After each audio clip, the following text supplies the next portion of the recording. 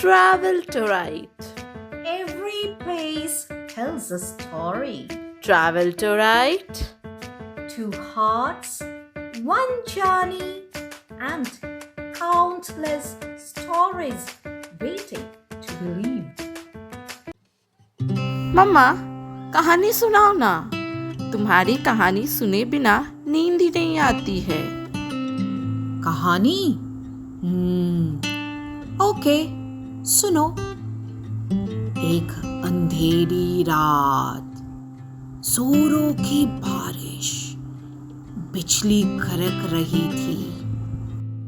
मम्मा, मुझे ऐसी डरावनी कहानी नहीं सुननी है रात को।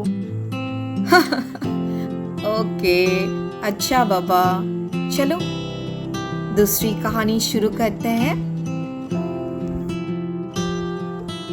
एक ऐसी जगह की कहानी जिसमें छुपा है दुश्मनी, बदला और एक ऐसी जंग की दास्तां जिसने पूरी दुनिया का इतिहास बदल दिया।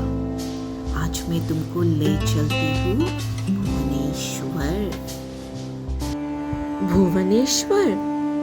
मैंने हिस्ट्री बुक में पढ़ा था कि आज से लगभग 2500 साल पहले वो कलिंगा एम्पायर के अंदर था। एग्जैक्टली। शहर से कुछ ही किलोमीटर दूर धौली नाम की एक जगह है जहां 261 BCE में इतिहास की सबसे खतरनाक जंग द कलिंगा वॉर लड़ी गई थी। मम्मा, मैंने पढ़ा है कि वहाँ मिस्टीरियस केव्स भी है। हाँ, उन्हें खंडगिरी और उदयगिरी के नाम से जाने जाते हैं। लगभग 1st सेंचुरी BCE में यहाँ आए एक और महान राजा, एम्पेरर खरवेला। राजा खरवेला जैन धर्म के बहुत बड़े भक्त थे। उनके समय में इन पहाड़ों पर जैन साधुओं के ध्यान के लिए गुफाओं का निर्माण हुआ। उदयगिरी हिल्स में हाथी गुफा यानी कि एलिफेंट केव में आज भी उस जमाने के राजा की जीत की कहानी पत्थरों पर लिखी हुई मिलती है। और वहाँ का फेमस लिंगराज टेम्पल? हाँ, वो 11th सेंचुरी में बने गए थे, जिसका 180 फुट ऊंचा शिखर आज भी शहर की शान है। इसकी एक बहुत दिलचस्प पौराणिक कथा है। जब शिव जी वाराणसी के शोर शराबे से दूर शांति से ध्यान करना चाहते थे, तब उन्होंने इस जमीन को चुना, जो उस वक्त एक आम की पेड़ों से भरी हुई थी। इसीलिए इसे एकाम्रा क्षेत्र कहते हैं।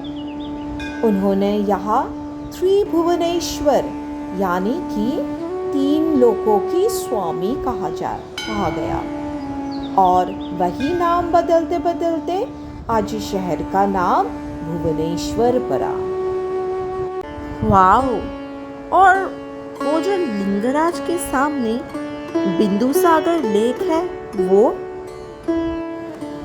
जब शिवजी ने यहाँ एक नई नदी बनवाई, तो देवी पार्वती को खुश करने के लिए देश की सारी पवित्र नदियों यानी कि गंगा, यमुना, गोदावरी से एक एक बिंदु पानी लेकर इस झील में डाला। इसलिए नाम पड़ा बिंदु सागर। और उसके किनारे बसे अनंत वासुदेव मंदिर की क्या कहानी है? इस मंदिर को 13th सेंचुरी में ईस्टर्न गंगा डायनेस्टी की क्वीन चंद्रिका देवी ने बनवाए थे। इसके गर्भगृह में 3 मूर्तियां हैं, कृष्णा, बलराम और उनकी बहन सुभद्रा। और सबसे मजेदार बात, यहाँ की महाप्रसाद बिल्कुल पुरी की जगन्नाथ टेम्पल जैसी बनती है। और मम्मा मुक्तेश्वर टेम्पल, जिसको उड़ीसा के टेम्पल आर्किटेक्चर का मेन टर्निंग पॉइंट माना जाता है। हाँ, मुक्तेश्वर को जेम ऑफ उड़ीसा आर्किटेक्चर कहा जाता है। और मम्मा, मैं अभी ब्रह्मेश्वरा टेम्पल के बारे में बताऊं? मैंने कुछ दिन पहले उसके बारे में प्रोजेक्ट किया था। ब्रह्मेश्वर टेम्पल पर इसके निर्माण की एग्जैक्ट डेट और इसको बनाने वाली क्वीन कोलावती देवी का नाम साफ साफ लिखा हुआ है। ये पंचयतना स्टाइल में बना है और एक मंदिर और उसके 4 कोनों में 4 छोटे छोटे मंदिर हैं। जैसे मेन मंदिर को उसके छोटे सिपाही प्रोटेक्ट कर रहे हो। Wow, very good. वैसे उड़ीसा में एक ताजमहल भी है, पता है? क्या? हाँ, राजा रानी टेम्पल। ये किसी राजा रानी की याद में नहीं बना, बल्कि इसको बनाने में एक खास पीले लाल रंग के बालुआ पत्थर यूज हुए थे, जिसे लोकल भाषा में राजा रानिया पत्थर कहते हैं। तो ये मंदिर किस भगवान का है? इस मंदिर का सबसे बड़ा मिस्ट्री ये है कि इसकी गर्भगृह में कोई भी देवता नहीं है। मम्मा, धौली स्तूपा क्या एम्परर अशोका ने बनाया था? नहीं रे पगली, धौली पीस पगोडा को 1972 में कलिंग निपन बुद्ध संघ ने जापान के बुद्ध संगठन के साथ मिलकर नॉन वायलेंस का मैसेज देने के लिए बनवाए थे। और वो अशोकन रॉक एडिक्ट तो स्तूपा के पास ही है ना? एकदम।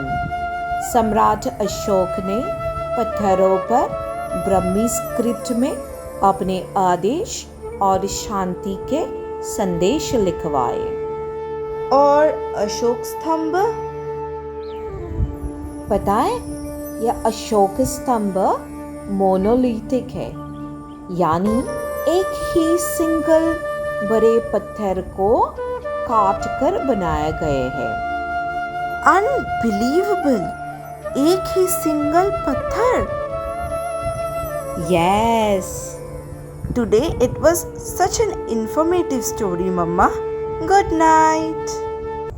अरे रुको, पहले YouTube व्यूअर्स को बाय तो बोलो।